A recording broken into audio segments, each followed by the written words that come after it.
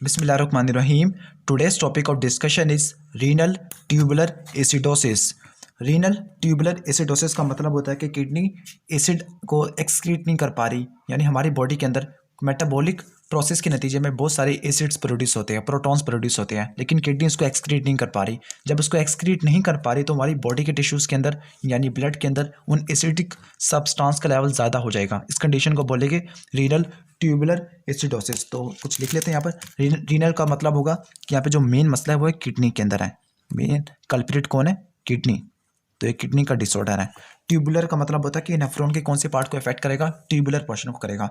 Kidney में दो part होती है, एक इसका कौन सा पार्ट होता है, इसका एक्सक्रीटरी यूनिट होता है, दूसरा इसका कलेक्टिंग यूनिट होता है। कलेक्टिंग यूनिट के अंदर कौन से पार्ट आते हैं? Ureter, renal pelvis, major calyx, minor calyx, collecting duct system.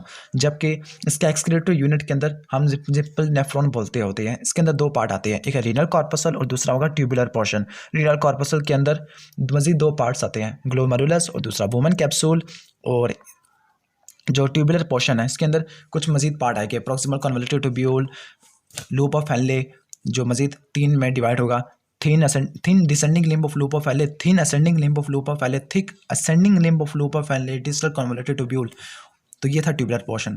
तो रीनल ट्यूबुलर एसिडोसिस का मतलब बीमारी किडनी के अंदर है। मेन कल्प्रिट कौन होगा? किडनी होगा।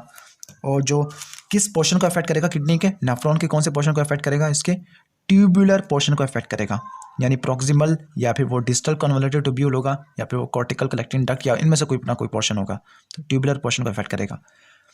एसिडोसिस का मतलब ये होगा कि ब्लड के अंदर जो पीएच 7.35 से लेकर 7.45, आर्टीरियल ब्लड के अंदर पीएच रिलेटिवली थोड़ी सी क्या होती है? ज़्यादा होती है as compare to venous blood. Okay, तो जो एसिडोसिस का मतलब होता है कि जो पीएच है वो ड्रॉप कर गया 7.35 से लेकर 7.45 से क्या कर गया? ड्रॉप कर गया या इंक्रीज हुआ? तो मुझे ये निशान इस तरह ड्रा करना चाहिए। तो पीएच क्या कर गया? ड्रॉप कर गया 7.35 से लेकर 7.45, स्पेसिफिकली 7.35 से क्या करके पीएच ड्रॉप कर गया। तो ये तीन मेजर प्रॉपर्टीज हमें समझ आती है रीनल ट्यूबुलर एसिडोसिस के बारे में। अब रीनल ट्यूबुलर एसिडोसिस के बारे में कुछ प्रॉपर्टीज पढ़ लेते हैं कि रीनल ट्यूबुलर एसिडोसिस के में होगा क्या असल में। जो रीनल ट्यूबुलर एसिडोसिस है ये एक मेटाबॉलिक एसिडोसिस की टाइप है, यानी मेटाबॉलिक एसिडोसिस की एग्जांपल भी हम लिख सकते हैं। तो जो रीनल ट्यूबुलर एसिडोसिस है ये एक टाइप है मेटाबॉलिक एसिडोसिस की।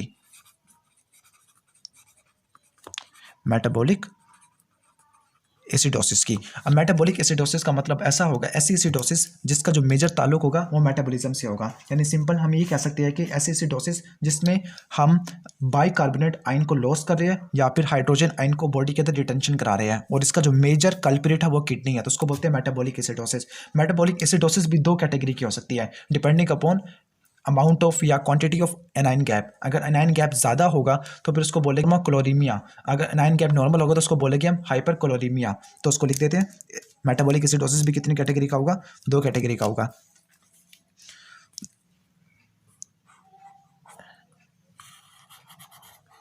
डिपेंडिंग अपॉन द क्वांटिटी या फिर अमाउंट ऑफ एनाइन गैप। तो यहाँ पे लिख देते हैं हम depending on the amount anion gap की बेस पर हमने किया। अभी एनाइन गैप क्या होता है वो हम सेपरेट वीडियो से कवर कर लेंगे। मेटाबॉलिक एसिडोसिस, ऐसी मेटाबॉलिक एसिडोसिस जिसके अंदर एनाइन गैप क्या होगा? नॉर्मल होगा, उसको बोलेंगे हम। नॉर्मल होगा तो उसको बोलेंगे हाइपर क्लोरीमिया। तो उसका हाइपर क्लोरीमिया को हम यहाँ पे लिख देते हैं, हाइपर क्लोरीमिया, या फिर इसको नॉर्मल एनाइन गैप भी बोल सकते हैं। यहाँ पे इसको क्या बोलेंगे? Normal anion gap. यानी प्लाज्मा के अंदर ऐसा एनाइन गैप बढ़ा, यानी प्लाज्मा के अंदर ऐसा एनाइन की क्वांटिटी बढ़ी जो क्या था? नेगेटिव चार्ज था, वो क्लोराइड था, उसको बोलते हैं हम हाइपर क्लोरीमिया। एनाइन गैप का मतलब ऐसा अनमेजर्ड एनाइन जो हमने नहीं देखा गया, जिसको हम मेजर नहीं कर सकते, उसको बोलते हैं एनाइन गैप। लेकिन क्लोरीन को तो मेजर कर सकते हैं ना। तो उसका मतलब जब हाइड्रोजन आयन ज़्यादा हो गए प्लाज्मा के अंदर तो इलेक्ट्रिकल न्यूट्रलिटी को अटेन करने के लिए क्लोराइड आयन भी ज़्यादा हो गए। जब क्लोराइड आयन खुद ही ज़्यादा हो गए तो कोई भी ऐसा अनमेजर्ड एनाइन नहीं होगा जो बड़ा होगा। तो उसका मतलब एनाइन गैप क्या होगा? नॉर्मल होगा। लेकिन अगर क्लोरीन का लेवल सिमिलर है, क्योंकि क्लोरीन कह रहे हैं, क्लोराइड कहना चाहिए था, क्लोराइड नेगेटिव चार्ज होता है। तो अगर क्लोराइड नॉर्मल हुआ तो फिर ऐसा एनाइन बड़ा होगा, इसने क्वांटिटी को बढ़ाया होगा जो हम मेजर नहीं कर सकते। तो यहाँ पे लिखेंगे हम नॉर्मोक्लोरीमिया, क्योंकि क्लोराइड तो नॉर्मल है लेकिन ऐसा एनाइन बढ़ गया जिसको हम मेजर नहीं कर सकते। तो हम यहाँ पे लिख देंगे इंक्रीज एनाइन गैप, लिखेगा increase anion gap. Anion gap हो गया। अब वैसे मेटाबॉलिक एसिडोसिस के बारे में भी लिख देना चाहिए था मुझे कि मेटाबॉलिक एसिडोसिस में क्या होगा। मेजर मेटाबॉलिक एसिडोसिस में जो बाइकार्बोनेट आयन है इसकी क्वांटिटी क्या करेगी, ड्रॉप कर जाएगी, या फिर हाइड्रोजन आयन की जो क्वांटिटी होगी थोड़ा सा ज़्यादा हो जाएगी, और इसका मोर और लेस ताल्लुक होगा हमारी बॉडी के मेटाबॉलिज्म से, जिसकी वजह से हम उसको बोलेंगे मेटाबॉलिक एसिडोसिस।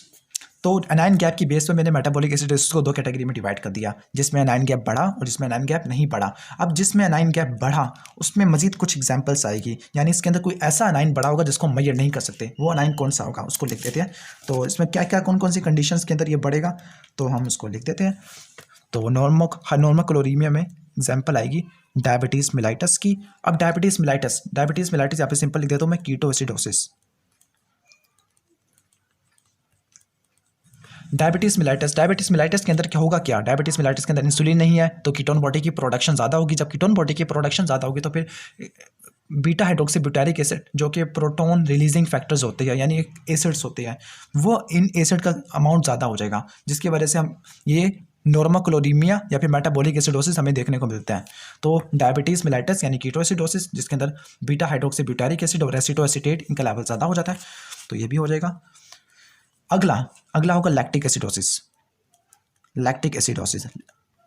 एसिडोसिस का मतलब क्या होगा कि जो लैक्टेट है ये भी एक फिक्स्ड एसिड होता है। ऐसा एसिड जो नॉन वोलेटाइल है उसको बोलते हैं फिक्स्ड एसिड, इसकी हम डेफिनेशन लिखते होते हैं। तो लैक्टिक एसिडोसिस के अंदर लैक्टेट आयन ज़्यादा होगी और फाइनली ये भी क्या होगा, ये मेटाबॉलिक एसिडोसिस कॉज करेगा। अगले जो कंडीशन है वो है क्रोनिक रीनल फेल्योर। किडनी कुछ एसिड को प्रोड्यूस करती होती है, रिलीज कराती होती है in the form of titratable form, और दूसरा होता है अमोनिया की फॉर्म में। कितने फॉर्म में रिलीज कराती है, टाइट्रेबल फॉर्म की फॉर्म में, और दूसरा होती है अमोनिया की फॉर्म में। लेकिन अगर किडनी फेल हो जाए, किडनी का फेलियर हो जाए, तो फिर वो टाइट्रेबल फॉर्म वाले एसिड्स या फिर अमोनिया की सिक्रेशन नहीं हो गई, तो हम यहाँ पे लिख सकते हैं कि फाइनली जो टाइट्रेबल एसिड होता है, टाइट्रेबल इसकी टाइट्रेशन करती है। यहाँ पे हम सिंपल बेसिकली हम लिख सकते हैं फॉस्फेट एसिड की, यानी फॉस्फेट की स्पेसिफिकली हम देख सकते हैं हम H2PO4-1 यानी डाई हाइड्रोजन फॉस्फेट, और दूसरा अमोनियम आयन की फॉर्म में हम हाइड्रोजन आयन को एक्सक्रीट नहीं कर पा रहे। तो ये तो हो गया। अब चौथी कंडीशन ये होगी कि एस्पिरिन की टॉक्सिसिटी होगी। किसकी टॉक्सिसिटी होगी, एस्पिरिन की।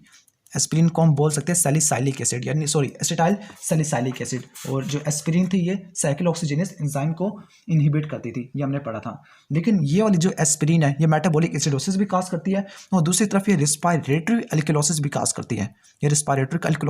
करती है। क्यों, ये मेडुलरी सेंटर को स्टिमुलेट करती है, जिसकी वजह से मेडुलरी सेंटर ज़्यादा स्टिमुलेट हो जाता है, तो फिर वो ज़्यादा रिस्पायरेशन को बढ़ाएगा, ज़्यादा रिस्पायरेशन, ज़्यादा कार्बन डाइऑक्साइड ब्लो ऑफ हो जाएगी, तो फाइनली अल्कलोसिस भी हमें देखने को मिलती है। तो ये चौथी कंडीशन एस्पिरिन यानी एसिटाइल सैलिसाइलिक एसिड की पॉइजनिंग होगी, तो यहां पे लिख देते हैं पॉइजनिंग। अगली जो कंडीशन है वो है मेथानॉल की पॉइजनिंग, कि अगर मेथानॉल अगर हमने ज़्यादा ले ली in the form of alcohol, तो इसकी वजह से भी क्या होगा, मेटाबॉलिक एसिडोसिस होगी। तो यहाँ पे लिख देते हैं मेथानॉल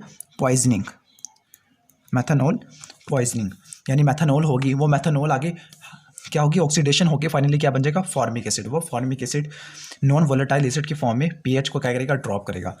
अगला है थाइलीन ग्लाइकोल की पॉइजनिंग। वंस अगेन ये भी ऑक्सीडेशन होके ये नॉन वोलेटाइल एसिड प्रोड्यूस करेगा, वो भी आगे पीएच को ड्रॉप कर देगा। लास्ट है स्टारवेशन का मैकेनिज्म भी कुछ डायबिटीज़ मिलेटस जैसा है। स्टारवेशन में भी कीटोन बॉडी की प्रोडक्शन ज़्यादा होती है, क्योंकि स्टारवेशन में एनर्जी नहीं ले पा रहे, तो जो हमारी बॉडी के अंदर फैट है वो मोबिलाइज होगी। जब वो मोबिलाइज होगी तो फिर कीटोन बॉडी प्रोड्यूस होगी, वो कीटोन बॉडी आगे बीटा हाइड्रोक्सी ब्यूटारिक एसिड की फॉर्म में पीएच को ड्रॉप कर देगी, तो स्टारवेशन भी हो गया।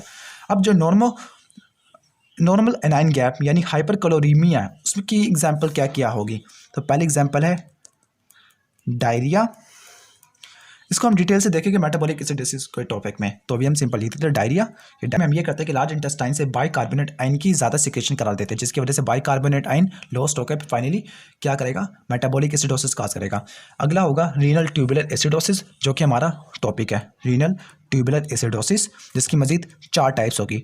Type 1, type 2, type 3, type 4। हमने इसको देखना क्योंकि मेजर टॉपिक तो यही है, लेकिन थोड़ा बहुत हमें मेटाबॉलिक एसिडोसिस के बारे में पता होना चाहिए, क्योंकि renal tubular acidosis metabolic acidosis की टाइप है। अगली होगी कार्बोनिक एनहाइड्रेस इनहिबिटर, क्योंकि कार्बोनिक एनहाइड्रेस ये वो एंजाइम है जो कि बाइकार्बोनेट आयन की रीअब्जॉर्प्शन कराने में पार्टिसिपेट करेगा, यानी प्रोक्सिमल ट्यूब्यूल में ये एंजाइम होगा जिसकी वजह से बाइकार्बोनेट आयन रीअब्जॉर्ब होंगे। अगर एंजाइम नहीं होगा तो फाइनली जो बाइकार्बोनेट आयन है वो रीअब्जॉर्ब नहीं हो सकते। फॉर एग्जाम्पल आपको मैं इस डायग्राम में दिखा दूँ। इस डायग्राम में देखिएगा ये सी एक इसको शो कर रहा है कार्बोनिक एनहाइड्रेस को, कि ये H2CO3 को तोड़ता है CO2 और H2O में, वो सेल के अंदर जाते हैं, फाइनली वो बाइकार्बोनेट आयन की फॉर्म में रिलीज हो जाता है, फिर इसकी क्या होती है, रीअब्जॉर्प्शन होती है। तो कार्बोनिक एनहाइड्रेस इनहिबिटर। और जो आखिरी है वो है एडिसन डिजीज। अब ये एडिसन डिजीज़ किस तरह मेटाबॉलिक एसिडोसिस काज कराता है, अगर आपको इसका आंसर पता हो तो मुझे कमेंट सेक्शन में बता दीजिएगा, अगर नहीं पता तो फिर हम इसको नेक्स्ट वीडियो में कवर कर लेंगे। तो अभी तो सिर्फ बेसिक ओवरव्यू दिया है इस वीडियो के अंदर, तो आगे हम स्टार्ट करेंगे रीनल ट्यूबुलर एसिडोसिस, और हम थोड़ा बहुत एसिड्स क्या होते हैं इनका ब्रीफ ओवरव्यू लेंगे, क्योंकि जो नेक्स्ट वीडियो है थोड़ी इंटरेस्टिंग होने वाली है। तो नेक्स्ट वीडियो देखने के लिए पहले इस वीडियो को लाइक करो, शेयर करो, सब्सक्राइब करो, चैनल को सब्सक्राइब कर लो, चलो कर लो, और मुझे उड़ाऊँ।